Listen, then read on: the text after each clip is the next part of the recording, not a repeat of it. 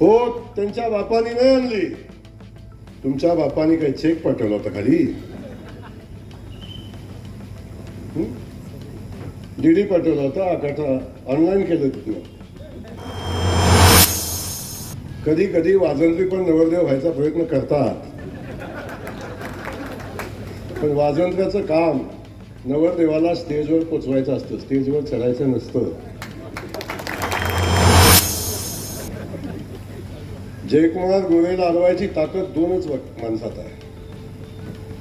एक जनता आणि दुसरा देवेंद्र फडणवीस. दुसरा कुणी माणूस जयकुमार गोरेला बारसं घालण्याबद्दल आमचं काहीच म्हणणं नाही, पण बारसं घालायच्या अगोदरचे सगळे कार्यक्रम केले पाहिजेत ना. मिरज पंचायत समितीच्या नूतन इमारतीच्या उद्घाटन सोहळ्यानंतर राजकीय वातावरण चांगलेच तापले आहे. उद्घाटन कार्यक्रमात खासदार विशाल पाटील यांनी शासकीय निधीच्या वापराबाबत आणि प्रशासनाच्या भूमिकेवर कठोर टीका केली होती. सत्ताधारी पक्षातील लोकप्रतिनिधींना विश्वासात घेतले नसल्याचा आरोप करत त्यांनी प्रशासनावर निशाणा साधला होता. याच वक्तव्याला आता ग्रामविकास मंत्री जयकुमार गोरे आणि मिरजेचे माजी मंत्री तथा आमदार सुरेश खाडे यांनी जोरदार प्रत्युत्तर दिले आहे. जयकुमार गोरे यांनी थेट सवाल करत म्हटले, इमारतीसाठी तुमच्या बापाने चेक, डीडी की ऑनलाईन पैसे पाठवले होते? उद्घाटन करण्याची एवढीच हौस असेल तर खासदार निधीच्या बाहेरून 1 रुपयाचा निधी आणून विकास करून दाखवा, मग रुबाब करा. तर सुरेश खाडे यांनीही प्रत्युत्तर देताना म्हटले की इमारत कोणाच्या बापाच्या पैशातून नाही तर शासकीय निधीतून उभी राहिली आहे. मात्र पुढे तुम्हाला तुमच्या स्वतःच्या पैशातून विकास करावा लागेल.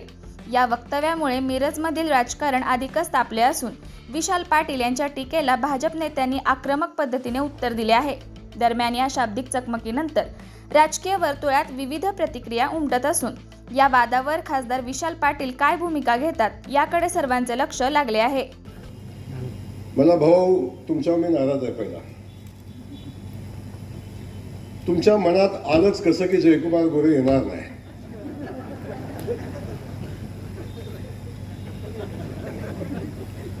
जयकुमार गोरेला अडवायची ताकद दोनच माणसात आहे. एक जनता आणि दुसरा देवेंद्र फडणवीस. दुसरा कुणी माणूस जयकुमार गोरेला दुसरा कुणीही माणूस जयकुमार गोरेला अडवू शकत नाही. ते आलं अरे काहीच नव्हतं तेव्हा छातीवर नाचून कार्यक्रम करत होतो. आता तर सोडून द्या विषय. त्यामुळं जयकुमार गोरे येणार नाही, मग आता उद्घाटन होणार नाही आणि आम्ही उद्घाटन केलंय, मंत्री कसा येईल? बारसं घालण्याबद्दल आमचं काहीच म्हणणं नाही, पण बारसं घालायच्या अगोदरचे सगळे कार्यक्रम केले पाहिजेत ना. बघाबघी करायला लागते, सुपारी फोडायला लागते, साखरपुडा करायला लागते, सगळंच करायला लागतं ना. डायरेक्ट बारशालाच गडी आलं असं कसं चालेल? हाणतील का नाही माणसं? त्यांचं नशीब चांगलं कोणी केलं नाही कार्यक्रम काल त्यांचा. येऊ द्या बरं, एवढीतून करू द्या बरं. विषय असा आहे, त्यामुळे मी येणार नाही हा विषयच नव्हता, मला ज्ञात आहे. आणि भाऊ, जर तुम्ही ही पंचायत समितीची इमारत आणली नसती तरी सुद्धा प्रोटोकॉल म्हणून मी मंत्री म्हणून सुद्धा त्यांनी केलेलं उद्घाटन मी मान्य केलं असतं. पण हे मी कदापि मान्य करणार नाही, कारण ही पंचायत समिती सुरेशभाऊ खाडेंनी मंजूर करून आणलेली आहे. हो, त्यांच्या बापाने नाही आणली. तुमच्या बापाने काही चेक पाठवला होता खाली?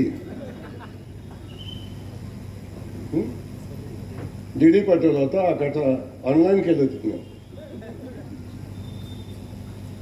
त्यामुळं या ठिकाणी ही पंचायत समितीची सुंदर वास्तू गेल्या 6 महिन्यापासून 7 महिन्यापासून भाऊंचा मला सारखा आग्रह आहे, भाऊ पंचायत समितीचं उद्घाटन करायचं आहे. आम्ही सुंदर पंचायत समिती बांधली, आता सत्ता आपली आली. इव्हन सभापती निवडीच्या आधी त्यांचा आग्रह होता की भाऊ आपला सभापती नवीन इमारतीत बसला पाहिजे, आता तुम्ही त्या इमारतीचं भूमिपूजन उद्घाटन करायला आलं पाहिजे. तेव्हापासून त्या माणसाचा भाऊ चुकलं माझंच, माझ्याकडूनच वेळ मिळाला नाही म्हणून याकडनं संधी मिळाली. हरकत नाही. कधी कधी वाजंत्री पण नवरदेव व्हायचा प्रयत्न करतात, पण वाजंत्र्याचं काम नवरदेवाला स्टेजवर पोचवायचं असतं, स्टेजवर चढायचं नसतं. स्टेजवर चढल्यावर माणसं, तेव्हा जे आपलं काम आहे, आणि वाजंत्री बांधव सुद्धा इमानदार असतात, ते सुद्धा त्यांची ड्युटी इमानदारीने करतात. त्यांनाही माहिती आहे आपलं आपलं काम कुठंपर्यंत आहे.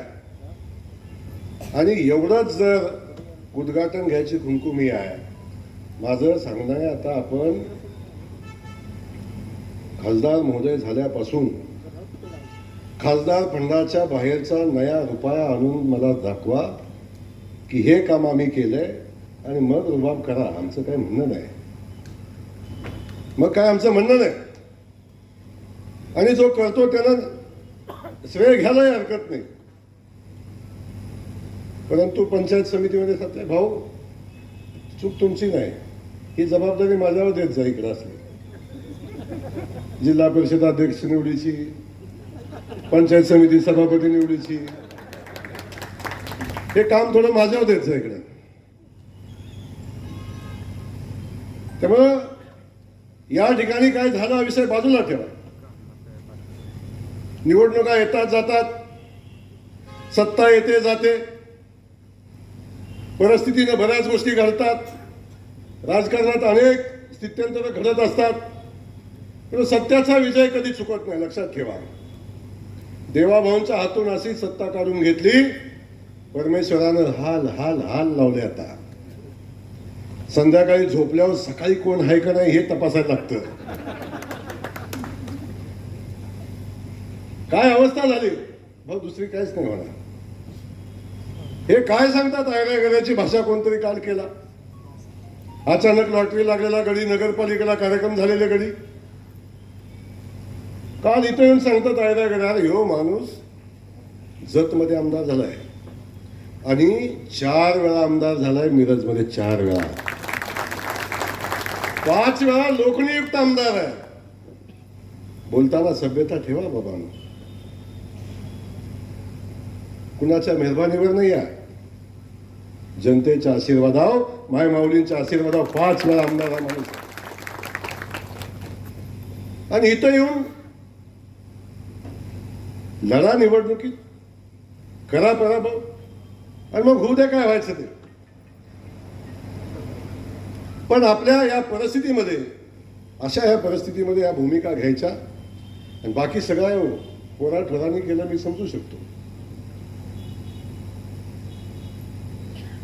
पण जे मला राज्यातले सगळे प्रोटोकॉल माहिती आहेत, सज्जनतेचा आव आणणारे, शालीनतेचा आव आणणारे, ज्येष्ठ श्रेष्ठ,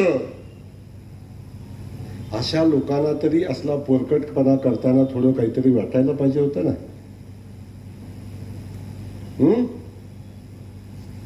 ज्येष्ठता, सभ्यता ही फक्त बोलून नाही, आचरणात पण आणायला लागते. आणि इथं येताना या गोष्टीचा विचार करायला पाहिजे होता की पोरं ठोरं करतात, पण आपण त्याच्यात सामील व्हावं का, याही गोष्टीचा विचार केला पाहिजे. 25-30 वर्ष मंत्री असताना जर आचारसंहिता समजत नाही तर काय केलं आपण, काय मिळवलं आपण, आणि काय नाव घ्यायचा अधिकार आहे तुम्हाला. पूर्वजांची नावं घेता, त्यांचा आदर्श पण घेतला पाहिजे ना. यांनी यांच्या पूर्वजांचा घेतला पाहिजे, त्यांनी त्यांच्या पूर्वजांचा घेतला पाहिजे. ते म्हणणार तुम्ही कोण मापं काढणार, पुन्हा माझ्यावर पण येणार. मला माहिती आहे, काल मी इथे येणार म्हणल्यावर माझं मिरजेत अटक झालेलं पेपरचं कात्रण पुन्हा फिरायला लागलं.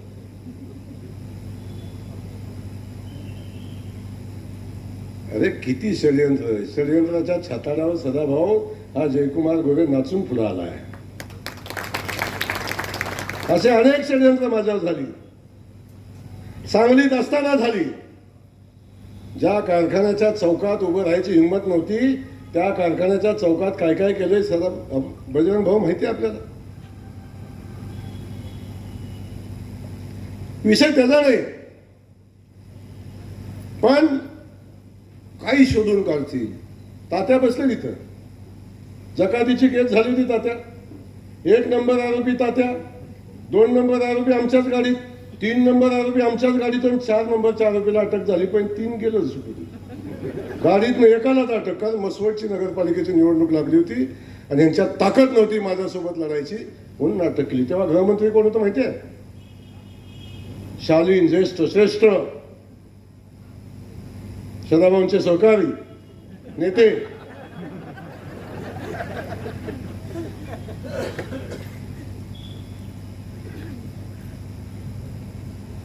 मौका सबको मिलता है,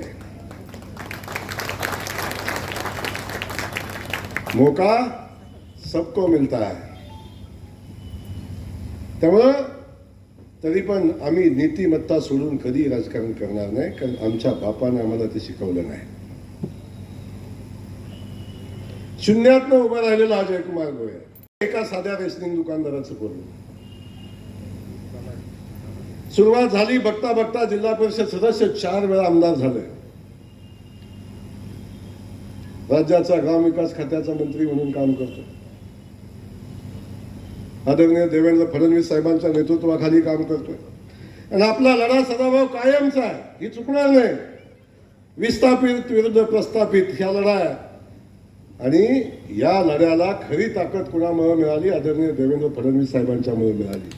जो जो माणूस टिकला, या वादळात जो जो माणूस टिकला, संघर्ष केला, 30, 35, 25 केसेस घेऊन पुन्हा उभा राहिला, तो इथं आहे उभा. तेव्हा आमची आयडेंटिटीच ती आहे. कशाला पेपरची कात्र्यानं फिरवत आहे? आमचं सर्टिफिकेटच आहे ते. आणि ती जर ताकद आमच्यात नसती तर तुम्ही आम्हाला कुठं लावलं असतं माहितीच नाही.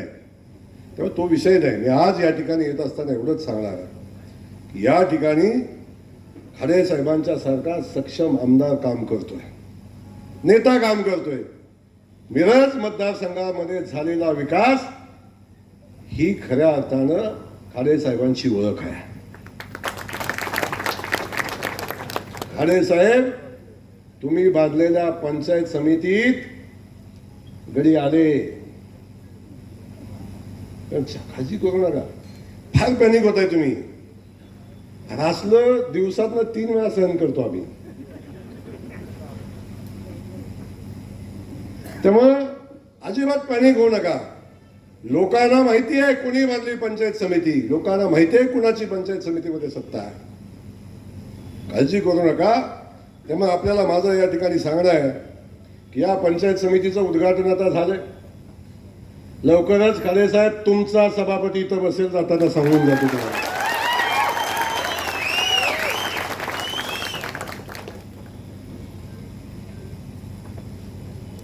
त्यामुळं ज्या ज्या गोष्टी आहेत त्या सगळ्या गोष्टीचा विचार करत असताना बाकी सगळं बाजूला ठेवा.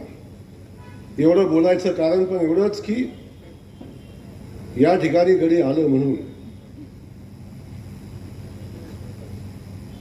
नाही तर असल्याचं नाव घेऊन एवढं मोठं आदरणीय देवाभाऊचं सरकार जे काम करतंय त्यावेळी अशांची नावं घेऊन त्या कामाला दृष्ट लागूच नाही, माझी भावना असते. एवढं मोठं काम राज्यामध्ये आज आदरणीय देवेंद्रजीच्या नेतृत्वाखाली होत आहे. ज्या ग्रामविकास खात्याचा मंत्री म्हणून मी काम करतो, मला अभिमान आहे. माझ्या पक्षानं, माझ्या नेतृत्वानं मला संधी दिली, आणि ती संधी देत असताना पहिला निर्णय झाला खाडे भाऊ, राज्यातल्या प्रत्येक बेघराला घर देण्याचा निर्णय झाला. आणि देशाच्या इतिहासातलं 30 लाख घरं एका वर्षी मंजूर झाली, आणि एका वर्षात 6.5 लाख घरं बांधून पूर्ण केली.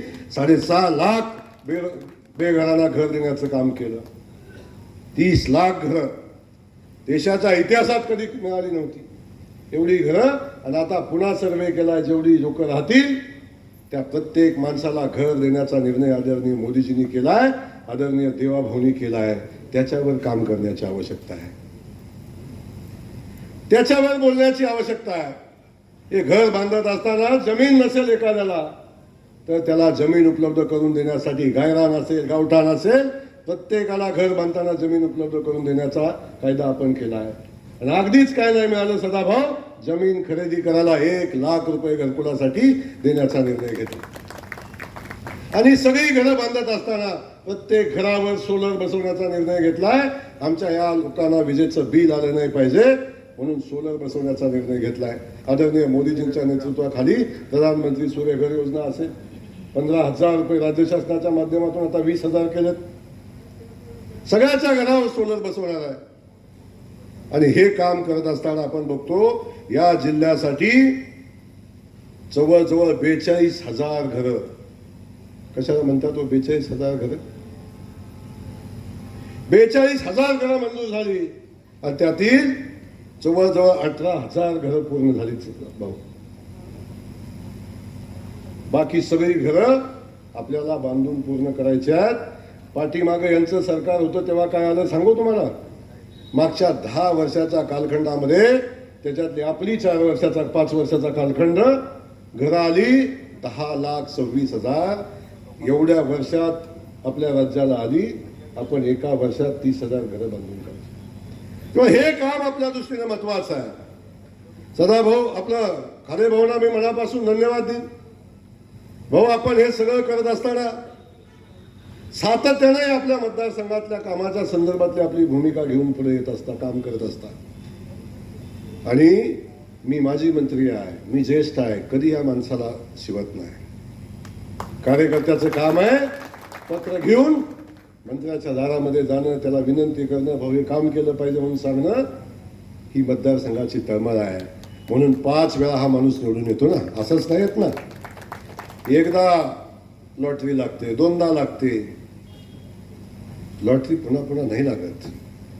त्याला स्वतःला सिद्ध करायला लागतं आणि ते सेवेनं सिद्ध करायला लागतं. आणि ती सेवा आमचे सदाभाऊ करतात.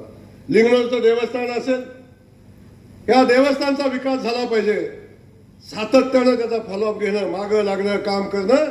त्या देवस्थानला ब वर्ग दर्जा देण्यासाठी भाऊनी अनेकदा आमच्या मंत्रालयामध्ये खेटे घातले. त्याला ब वर्ग दर्जा मिळाला. 3 कोटी रुपये त्या देवस्थानला देण्याचं काम त्यांच्या प्रयत्नातून आपण केलं. सलगरचं सिद्धेश्वर मंदिर असेल, त्या मंदिरासाठी आपण ब वर्ग दिला. त्याला 2.5 कोटी रुपये दिलं. भाऊ अजून 2.5 कोटी रुपये देणार आहे. 5 कोटी रुपयाचं ते देवस्थान बांधण्याचा निर्णय आपण करतोय. हे भाऊंचं काम आहे. खंडेराजुरीचं ब्रह्मनाथाचं मंदिर असेल, त्याही मंदिराला आपण आता ब वर्गाचा दर्जा दिलाय. आता त्या कामाचा प्रस्ताव तातडीने शिवसाहेब द्या. त्याही मंदिराला भाऊ 5 कोटी रुपये देणार आहे. आपण त्या भागाचा विकास करा. हे सरकार आपल्या सगळ्यांच्या भक्तिभावाच्या आणि आपल्या भावनेच्या पाठीशी, आपल्या हिंदू मंदिरांच्या, आपल्या संस्कृतीच्या पाठीशी उभं राहणारं देवाभाऊचं सरकार आहे. त्यामुळं खंडेराजूचं ब्रह्मनाथाचं मंदिर असेल, आता आपलं सोमेश्वराचं मंदिर, कुठलं गाव? खटावचं सोमेश्वराचं मंदिर आहे. त्याही मंदिराचा विकास आता झालाय. 5 कोटी रुपये त्याही मंदिराला आहेत. त्यामुळे ही सगळी मंदिर आपण बघितलं. रस्ते तर केलेच भाऊ. काल म्हणले सदाभाऊ, तुम्ही म्हणला विकास कुठं आहे? इस्लामपुरातनं बाहेर पडला की भाजपनं केलेल्या रस्त्यावर पाऊल टाकायचं नाही म्हटलं तर डोक्यावर पाय घेऊनच सांगली जायला लागेल. इथं पोचेपर्यंत, घरात पुन्हा जाईपर्यंत भारतीय जनता पक्षाच्या माध्यमातून आदरणीय मोदीजींच्या, गडकरी साहेबांच्या नेतृत्वाखाली, देवेंद्रजींच्या नेतृत्वाखाली झालेल्या रस्त्याचं जाळं आपण सगळेजण बघतोय. मिरजेच्या बाजूनच गेलेला हायवे आपण बघताय, दिसतो का नाही? होता कधी? इस्लामपूरला मी होतो भाऊ, राज्याचे देशाचे मंत्री एवढे महान पण इस्लामपूरच्या रस्त्यात गेलो की रस्त्यात खड्डा का खड्ड्यात रस्ता कधी कळत नव्हतं. कधी तो रस्ता झाला नव्हता भाऊ. आज आता पोटातलं पाणी हलत नाही. आता वय झालं म्हणून त्यांची काळजी घेतलेली आहे. बघा आपण काय रस्त्याचं काम झालं. विकास विचारतात तेव्हा ते सांगतोय. विकास बघितला तर इथं येऊन कळतो. विकास ज्या ज्या ठिकाणी कामं होतात त्या त्या ठिकाणी आपल्याला कळतो. म्हणून मला आपल्याला सांगायचं, आज ह्या इमारतीचं भूमिपूजन होत असताना आमच्या सुरेश भाऊंनी सांगितलं की भाऊ एवढी इमारत पुरत नाही. मी आधीच म्हणलं 5 कोटी झाली कशी. या इमारतीच्या बांधकामासाठी अजून 5-7 कोटी रुपयाची आवश्यकता आहे.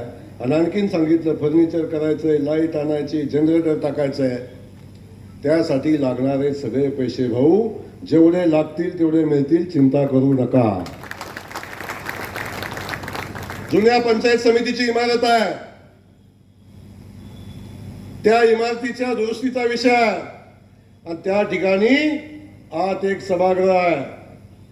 सभागृहाला नाव आहे, ते नाव सुद्धा, तो सभागृह सुद्धा आपण नव्यानं करू, तिची दुरुस्ती करू आणि चांगलं नाव देऊ. काळजी करू नका.